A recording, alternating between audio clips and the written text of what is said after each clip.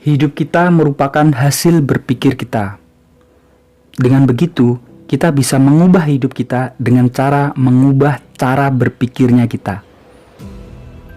Dengan kapasitas pikiran kita bisa sakit atau juga menikmati sehat.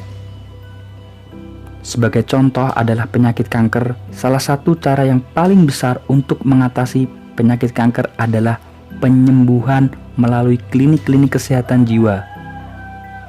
Kita tentu heran kan? Teknik ini juga banyak digunakan di Amerika.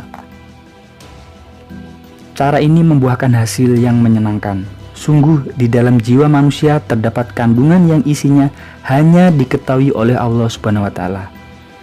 Sebuah keinginan untuk hidup yang ditanamkan lewat pikiran bagi penderita penyakit kanker sangatlah penting. Pikiran itu sebenarnya bisa diciptakan.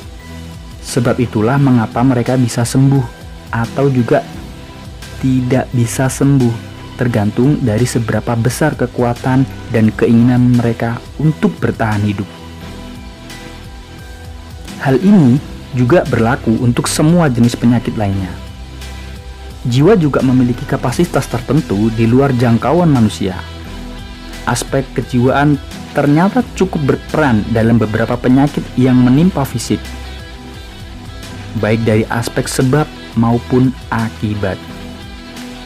Dan sesungguhnya, bayangan pikiran kita sama dengan apa yang akan terjadi pada diri kita. Hal ini tentu patut kita jadikan pembelajaran. Segala sesuatu yang dilakukan seseorang adalah reaksi langsung dari apa yang ada di dalam pikirannya. Seseorang dapat bangkit dengan kakinya dan beraktivitas. Hal ini karena faktor pikirannya. Begitu juga seseorang bisa sakit atau sembuh karena pikirannya. Oleh karenanya, jelasnya hidup kita mengikuti pikiran kita sendiri. Terkadang kita berada pada kehidupan yang serba menyenangkan. Kita memiliki kekayaan, tetapi kita tetap merasa cemas dengan bisnis kita karena takut bisnis kita rugi, bangkrut, dan lain sebagainya. Pencarian terhadap sesuatu tidak mengharuskan seseorang menjadi sedih jika tidak bisa mencapainya. Dalam kondisi seperti ini, kita harus meluruskan jalan pikiran kita agar kita hidup bahagia dan terbebas dari yang namanya kesusahan. Kesimpulannya, kedudukan seseorang bukanlah penentu kebahagiaan. Hal yang menentukan semua itu adalah diri kita, akal kita, dan pikiran kita. Kita dapat meluruskan pikiran kita dengan cara yang akan memberikan kebahagiaan, serta menjadikan kita mengatasi kecemasan dan kesusahan. Dengan begitu, kita akan hidup dengan senang dan bahagia meskipun banyak diliputi masalah. Semua kejadian di dunia ini sesuai takdir dan atas izin Allah Subhanahu wa taala. Tapi jangan lupa, Allah menggunakan sebab agar terjadinya sesuatu. Bila kita membutuhkan sesuatu atau membutuhkan perubahan terhadap yang terjadi dalam diri kita, tetapi kita tidak membuat sebab, maka Allah tidak akan mengizinkan terjadi sesuatu sesuai hukum perubahan nasib.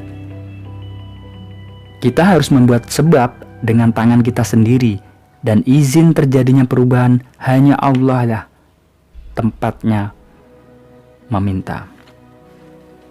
Selama kita belum meyakini dan meluruskan pikiran kita tentang hukum perubahan nasib tersebut, maka segala upaya akan sia-sia dalam diri kita saat mengatasi masalah yang tidak bahagia, rasa cemas, dan prasangka tidak baik yang menghalangi kita menuju kesuksesan di banyak bidang.